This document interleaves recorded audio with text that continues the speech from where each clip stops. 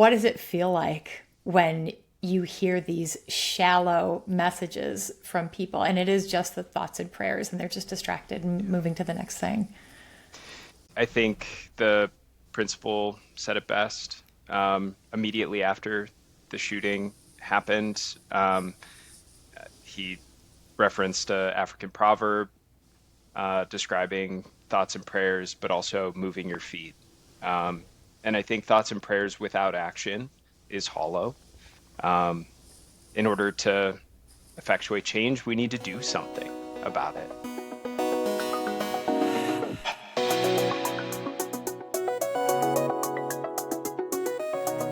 Hello and welcome to the Dr. Kristin Lyerly Show. I'm your host, Dr. Kristin Lyerly, and today we're taking on a really tough subject, and it might be a hard one to listen to. We're talking about school shootings, specifically the Catholic school shooting in Minneapolis on the morning of August 27th. That day began like any other first week of school at Annunciation Catholic Church and School in Minneapolis, with families gathering for their traditional school opening mass. Kids were excited about the new academic year, and there's that familiar rhythm of faith and community that has defined this Southwest Minneapolis institution for over a century. But at 8:30 that morning, that sense of safety and sanctuary was shattered when a shooter opened fire through the church's stained glass windows, killing 2 young students and injuring 18 others. For parents like Laura and Patrick, whose 3-year-old son thankfully survived this unthinkable tragedy, this experience has not only forever changed their understanding of safety and community, but also deepened their commitment to understanding how such violence can be prevented. As they work through their own family's healing, they're also grappling with the broader questions that communities across America are facing every single day. How do we identify and address the warning signs? How do we balance rights with responsibility? How do we keep our kids safe? And how do we build systems that protect our most vulnerable while addressing the root causes of such devastating violence? There are no easy answers here, but there will be an engaging conversation as we search for them. Laura and Patrick, thank you so much for taking the time to join us and tell your story. Thanks so much for having us and letting us have a platform to tell it. Yeah, and you have a lot to talk about. So let's get to it. I mean, I have to imagine that morning was just like any other. You have a 3-year-old. I remember those mornings. It's chaotic. It's early in the year. You're not into a routine. Probably just a regular morning until it wasn't. What do you remember, Laura? Yeah, so our son has stayed home with me my whole life. So this was he dabbled at some nature preschool in the summer, but this was really technically his 3rd day of school ever. And, what I remember is this feeling of like we've made the right choice because we live quite literally next door to Annunciation and had this amazing experience of getting to walk him there every morning and pick him up. And I had walked him there and then just settled in back home. And I'm also very pregnant. It's now kind of alarming to be like, it's almost been a month. But I'm 8 months pregnant and was excited to have some mornings To yourself, relaxing and had put on my cheesy show and had been sitting in my living room for no more than 15 minutes. And I started hearing very suddenly the sound of very rapid, very loud gunfire. And it was right. It felt like it was next door to me. And I knew immediately what it was. I knew it wasn't fireworks. I knew it wasn't roofers. So I ran out into my backyard and I jumped on top of my backyard patio table to try and get a visual of what was happening, because I could hear that it was like happening there. And I had a very quick realization of like, this is happening at my child's school. And he's there. And he is there. And all I know is what I hear. And I could see, I was trying to understand what I was seeing, and I was trying to let my like senses like clock in this like very small amount of time. But what I saw was a person, and I saw what I described as smoke, and later found out that this person had like used some smoke bombs. And then ran into my neighbor's backyard to try and get a better look. My next door neighbor, who's even closer, and they weren't at home, and had this realization that I was so close that I was in an unsafe, like I was worried about ricochet. And so I left their backyard and I ran out into the front yard. And at this point, many, if not most of my neighbors are out on their front porch, and they're looking at me like ghosts, and I'm yelling and I'm saying, what do I do? My kid's at that school. And my poor neighbors are like legitimately like, wait, what? Like, that's what they had not really registered what I had registered. They didn't understand what was going on there like you did. Right. They were like, is that roofing? Is that fireworks? What is that? And I, unfortunately, because of the blueprint of America, knew what was happening. I just knew it. And so I started running down the street, because I had this like, well, I can't stay here. Like, I'm not going to sit in my house listening to this for another moment longer and do nothing. And so I went running down my street and around the corner, and around the corner is where the front of the church is. It's right on 54th or Diamond Lake Road. And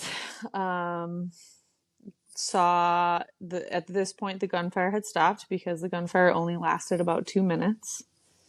But I didn't know what was happening, and I had people who were telling me, don't go up there. We don't know where the gunman is. Like, don't keep walking. Like, you need to stay here with us. And I ignored them, and saw children start filing out of the church, and some were very hurt. And I saw my neighbor who was escorting a very hurt child out of the church, and ran down. And the church and the school are separate buildings. And the preschoolers don't go to church. They're not welcome, because they're 3, 4, and 5 years old. Right. And so I knew he wasn't in there, my son, but I didn't know what was happening. So my one and only thought was, I have to go and set eyes on my child. And I also should say, I called Patrick. Patrick was on the phone with me for almost all of this. So I was calling him, and he's downtown at work. And which is about a 15-minute or so drive away from our house. And I get a hold of him and tell him what's happening, and he's getting in his car, and trying to drive as quickly and safely as he can to meet me at school. But he's listening to this like in a secondhand way. And so I finally get into the school, and we're let in by like teachers who were escorting children into the basement gym. And in hindsight, they knew more than I did. I only again knew, like, I could tell you what my senses were telling me, that the gunfire had continued to cease. But I didn't know what was happening. Like, I just knew what I had heard. And you had to get to your baby. Yeah. And I just had to I had to set eyes on my kid. It's like, I have to go look at him. And thankfully, this teacher, I don't know if they like recognized me. I found a different preschool parent who was across the street at Starbucks. And I was like, we somehow clocked that we were both preschool parents, and we barged into the school. Not really. We were let in because the school was locked. And ran to our child's classroom, which was, again, on the very opposite side of, it's not a huge campus at all, if you've seen a picture of this little tiny church and school, but he was as far away, his little 3-year-old room is as far away as he could have been. So I ran down there, and they had no idea what was happening, and they didn't hear gunfire, and they just heard sirens. So me and this other dad ran in, and we said, okay, there is an active shooter. We need to lock the doors and barricade the doors and turn off all the lights, and kind of determine where are we sitting in this room. And it's so early in the school year that the teachers haven't done shooter drills with 3-year-olds yet. Right. And he's 3 days into his school experience and ever. He looked at me and I watched his face go from I'm excited to see my mom to something is wrong. And that changed very quickly. And all of the kids also very quickly picked up that something was wrong. And we tried, I wasn't admittedly thinking, I better say the exact right thing to these 3-year-olds, but we were I think I looked at his teacher and said, there's an active shooter. And my kid, I think, was like, what's going on? And I said, there's a bad person outside. And then we huddled these 16 kids into this corner of this room, me and the other dad and the teacher and the teacher's aide. And we sat with these kids for probably less than 10 minutes, might have been 5 minutes. Time is very hard to know, how long did this go? It all in the scheme of things was very short. But we sat there and were holding on to children and waited. And if somebody finally called the teacher's phone and was like, hey, do you know what's going on? And then she finally got word that the threat, there was no longer a threat, and we had to escort the kids out of the school. And so we started filing children, 3-year-old children, out of their side door, and started the search for their parents and my husband. And that's kind of that's the story. And Patrick, you're on the phone this whole time. I can't imagine what you were going through as you were listening to all of this, helpless. Yeah. The thing that I don't know really how to convey the emotional response I had, I was at work, mundane meeting, got a call from Laura, ignored it because I was in a meeting, then got a text that said 911, called her back. And I don't know if you've ever had your spouse call you and tell you that there's actively a shooter at your kid's school, but it's just the most terrifying thing imaginable. I ran out of the office. Everybody was giving me funny looks as I was sprinting out of my, corporate office. Heart's pounding, and got in my car and drove as fast as I could. And I saw the SWAT team pass me as I was driving down the highway, and I'm bawling my eyes out, listening to my wife make these decisions, which, I don't know where the shooter is. I don't know where she is. All I know is that she's entering the school campus and entering the school as this is all transpiring. And I've never been more terrified. And the moment I was able to finally lay eyes on my son, my wife, there was a sense of relief, but also just, a sense of horror. Hey, I want to come back to this, but we need to take a short break. So when we come back, we'll pick up where we left off, and we'll talk about the aftermath of the Annunciation Catholic School shooting and how the community is coming together and healing. And then later in the show, we'll talk about how school shootings have become more commonplace in the U.S., and we'll get Laura and Patrick's thoughts as survivors. You're listening to the Dr. Kristin Lyerly Show on the Civic Media Radio Network.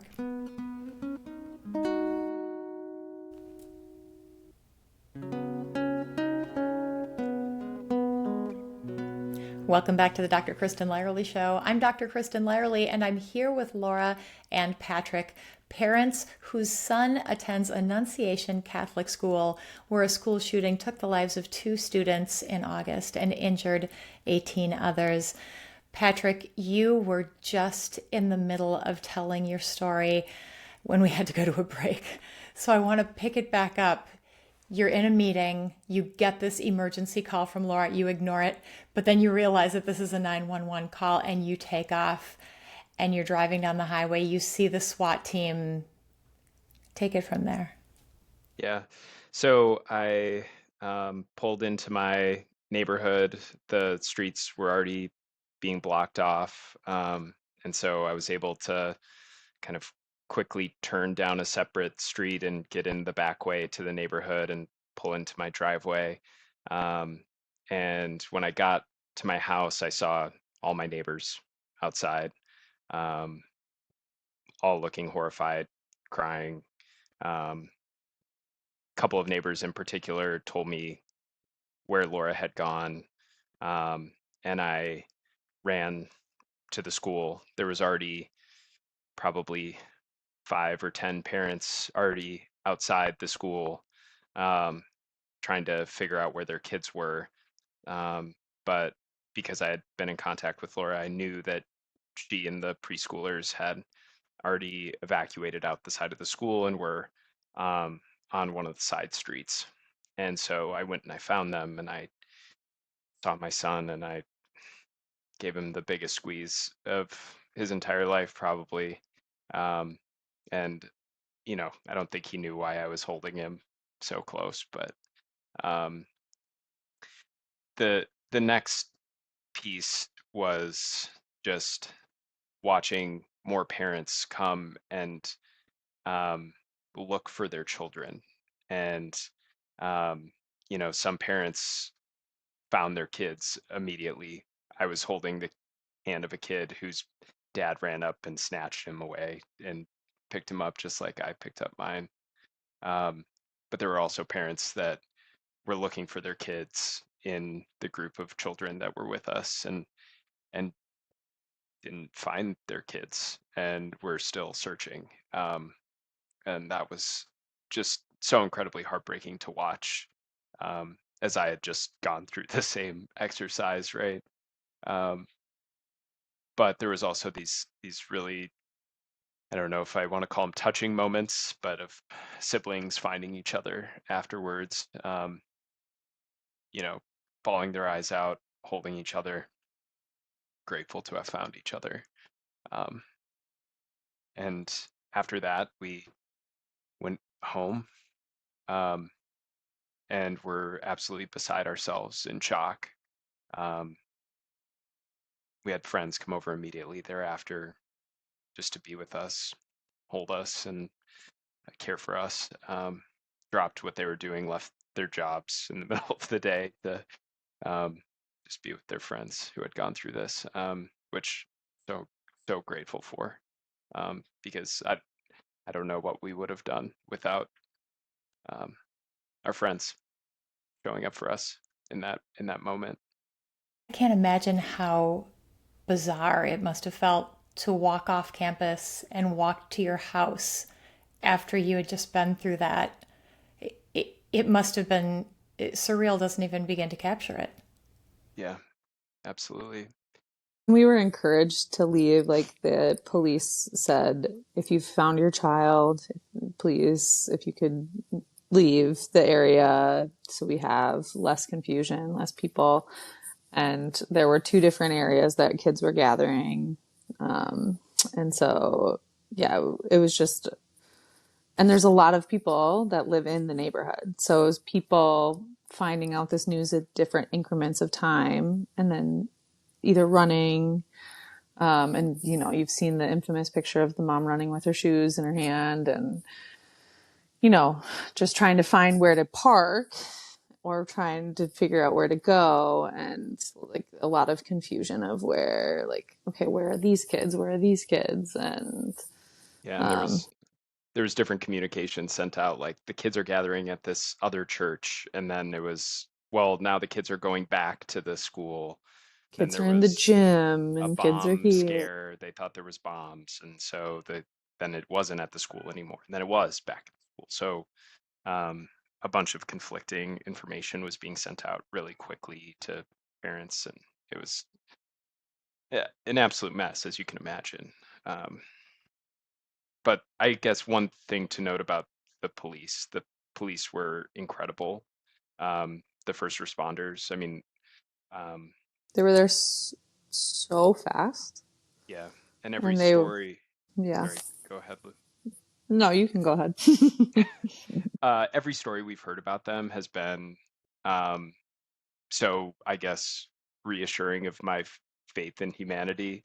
Um, one of the things that was going through Laura's mind, she told me after, was that she ran into the school because she was scared about what happened in Uvalde, and the police setting up a perimeter and trying to figure out what to Hmm. do while the shooter was in there killing kids. And the officers that were there on the scene rushed in, and the first officer that was there, I understand, um, just had his sidearm, no body armor, just ready to do whatever needed to be done. And I think that was true about a lot of the adults who were there. They were trying to Everybody do was, everything they what are could we to doing? stop what was happening immediately, and willing to give up their own lives to save as many of those kids as they could. Incredible courage, including especially you, Laura, knowing what you needed to do, 8 months pregnant, running to the school to find your Hmm. son, to take charge. You so single-mindedly knew what you had to do. And I am just in awe of both of you. Thank you for sharing that morning with us. We're going to take another break here, but when we come back, we'll take on the hard questions. We'll talk a little bit about why this happened and how we can prevent school shootings in the future. We're talking with Laura and Patrick, parents of an Annunciation Catholic School student and survivors of the recent school shooting. This is the Dr. Kristin Lyerly Show. Welcome back to the Dr. Kristin Lyerly Show. I'm Dr. Kristin Lyerly, and I'm here with Laura and Patrick. They are parents of a 3-year-old boy who attends Annunciation Catholic School in Minneapolis, where a school shooting took the lives of 2 students back in August and injured 18 others. If you missed the beginning of our conversation, you can always find it at civicmedia.us and wherever you get your podcasts. So back to the conversation, Laura and Patrick. You shared your story. It's harrowing. As a parent, I can't even imagine what that morning was like. But a few weeks have passed. You've had some time to process. Where are you at now? Patrick, I know you've got a lot of strong feelings about this. Yeah, I am frustrated. The tears are gone. And now I'm hungry for change, um, to prevent these types of situations from happening to other parents, to other kids. Um, I, at the end of the day, I think this is a societal failure. I think a lot of people feel that way, but I think a lot of people struggle with where to put their emotional energy, um, and kind of who to blame to um, make them feel better about it, that it's not them, um, and that they're advocating for whatever's right. Um, because I think at the end of the day, nobody nobody wants there to be school shootings, um, but it's a reality that all parents live with in America. I don't know a single parent that doesn't drop their kid off and think about what if this is the last time I say goodbye, and in the drop off line. Yeah. What is it like to drop your son off these days? Um, it there's good days and bad days, um, and a lot are good days, but he talks a lot about monsters in his preschool. I don't think he really understands what a school shooter is. I don't think he gets that, you know, what's happened to him has been highly politicized on a national level. Um, but he's scared of going to school sometimes, and sometimes he's not. Sometimes he's happy to see his teacher and play with his friends. Um, but we talk about it on the way to preschool. Yeah. And it's complicated because he was one of the very few students who were not in the church. So he was like a group, it was the 3-year-olds in 2 kindergarten classrooms. So no more than like 40, 45 kids who were in the school, and the rest of the children and all of the staff and all of the teachers and parishioners and parents were all in the church. So our experience and this other group of people's experience, though I do have this like harrowing story, we're having very different experiences because we have a 3-year-old who doesn't really get it, who didn't see anything. He, I think, legitimately thinks there's a monster that came to his preschool. 3. He's 3. He's like picturing Monsters, Inc. monsters. And, having those sort of imaginative fears. And it's kind of complicated. And we thankfully, like the aftermath, you ask about the aftermath, and the aftermath has been like remarkable and humbling inundation of resources and community and people desperate to help and to be present in our lives and in Annunciation's lives. And it's like, again, it's like a teeny tiny community in like respect to, bigger public schools. There's less than 400 kids. So, and it's preschool through 8th grade. So it's, really small groups of kids. So I think like we, as his parents, are figuring out, navigating all of the semantics of like, okay, well, this was our story, and also the experience of living still like right next door to it, being at like ground zero, if you will. But I think, yeah. And this is a permanent part of your story, obviously. Mm-hmm. But the rest of the country has kind of moved on.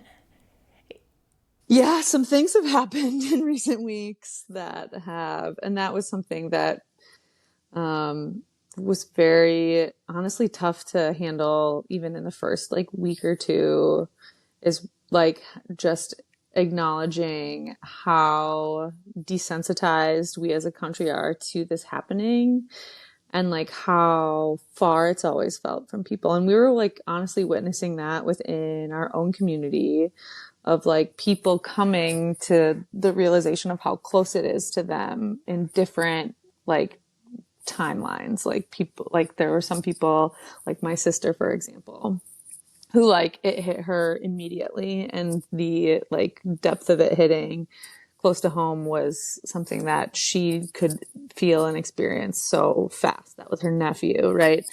And then there's other people who are like farther away, who are like, yeah, like just watching even the like groups of our friends and groups of our family process through it, and then watching, the greater community or like people, the news cycle essentially move on within days, was like really hard.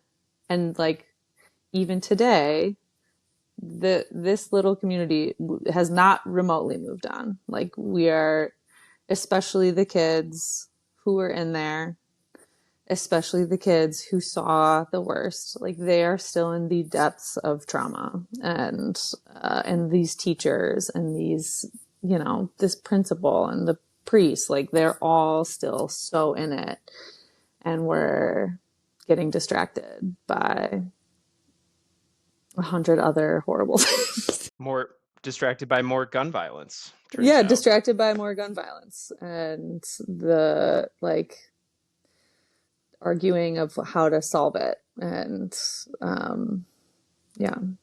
Patrick, how do you take this? I know this makes you really angry. How do you take this and turn it into something that you can use so you can direct that energy into a positive place?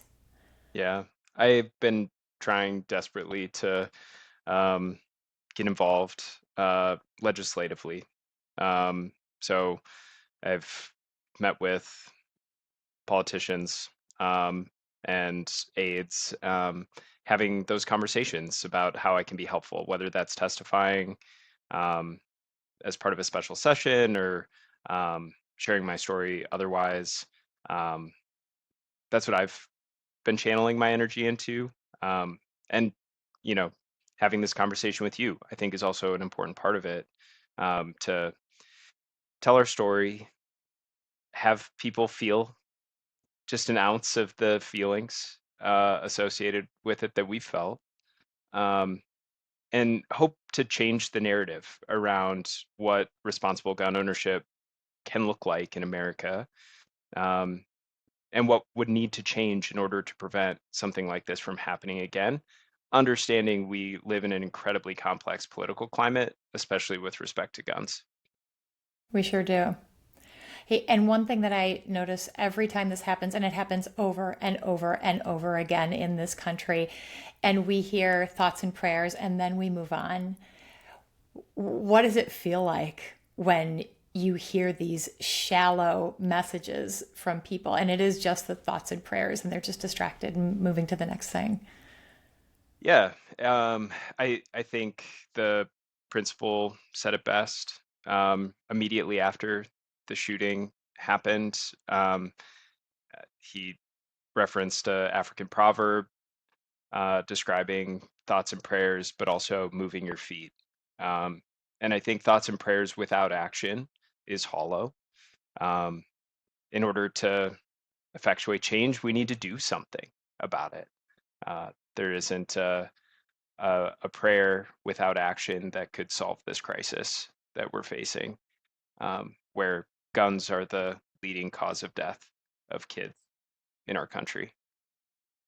Well, I mean, let's talk about the things that we can do because we hear politicians pointing fingers at each other. From the right, they're saying this is a mental health problem. From the left, they're saying it's the guns. A lot of people are talking about the societal issues. I think that was the first thing that you mentioned, Patrick. Where is that sweet spot? What can we advocate for as concerned citizens who are just trying to do the best thing for our kids? Yeah, I we could talk about mental health. That's probably not what I'm going to focus on, because although there's mental health crises everywhere in the world, America's really the only place that has regular school shootings. And so the X factor, if you will, that America has is access to guns. You can go to Walmart and you can buy an AR-15, um, and Very they're quickly. they're affordable. You can pick it up quickly. It's It's not affordable. hard. And that happened Um, in this case. These guns were This legally is, obtained and quickly obtained. they were and legally recently, obtained the weekend before yep, at a gun store in a half hour. yep, yeah. And so that access to guns piece, I think, is the biggest thing. And I grew up in a conservative household. I grew up hunting with my dad. I took, gun safety training.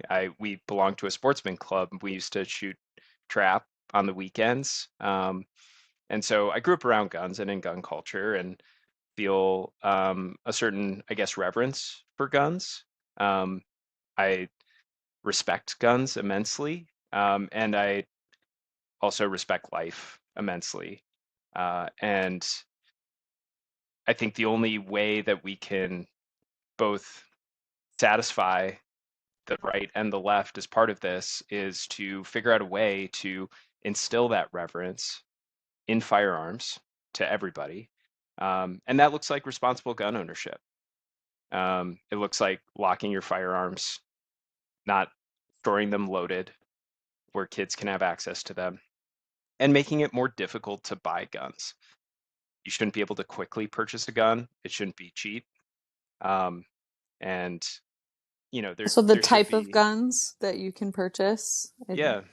I mean, we I, could talk about type of guns. I think we start losing people when we start talking about specific types of guns that need to be regulated, because I think, as most gun enthusiasts are aware, an AR-15 semi-automatic and other types of hunting rifles that are semi-automatic can do very similar amounts of damage.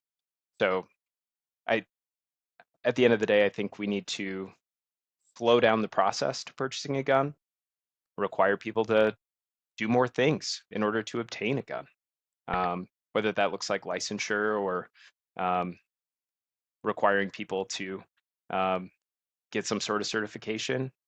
I'm not sure exactly what that looks like, but I think we need to slow the process down. And there are so many avenues to go this route in the policy world. And we'll talk a little bit more about that after this short break. And we're also going to talk about what you've learned and your hope for the future. So we're talking with Laura and Patrick, parents of a 3-year-old who attends Annunciation Catholic School, and they are survivors of the recent school shooting. You're listening to the Dr. Kristin Lyerly Show on WGBW, WISS, the Civic Media app, and wherever you get your podcasts. This is the Dr. Kristin Lyerly Show. I am Dr. Kristin Lyerly, and I'm here with Laura and Patrick, the parents of a 3-year-old son who attends Annunciation Catholic School, where a school shooting recently took the lives of 2 students and injured 18 others just a few weeks ago. Laura and Patrick, your story is one that many, many parents fear, especially with the lack of seriousness that some of our elected leaders display when it comes to school shootings. What would you want to say? Patrick, what are you going to say to lawmakers with all of this experience and knowledge? And as you continue forward to share this story and make the change that we need to see, what are you going to tell them? Yeah, I think the synthesized version of it is do something. I think we have a group of politicians on the left that are very willing to ban guns overnight. And then we have a group of politicians on the right who are not willing to ban guns at all and are more interested in talking about mental health. I think the part that frustrates me the most with the latter argument is they're also advocating for actively defunding our healthcare. And so I think I struggle with that, because you can't have it both ways, where you're saying it's not the guns, it's the healthcare, but we're not going to do anything, and we're actually going to take resources away from mental health services for our society. And so I would say to lawmakers, do something um, to move this forward, because there is something to be done, whether that's in the mental health space, whether that's in regulating guns, or in enshrining responsible gun ownership in our laws. Um, those are things that can be done, and I think probably have wide support, um, that aren't mass infringes on our Second Amendment rights, that can also make our schools safer, our community safer, our society safer. Because at the end of the day, this is really just about our kids. These are our kids. It's the most important thing in the entire world. If you're a parent, you know it. I would do anything for my kids. And um, it baffles me that this issue comes up again and again, and nothing is done. Yeah. And you said you can't have it both ways, but somehow they do. And that's the thing that baffles me the most. Hey, Laura, what would you say? You are talking to your lawmakers face to face. What is the message you want them to hear? What I would say to everyone, and especially to them, is this is not far from you. This is, as much as you feel like this isn't close to home.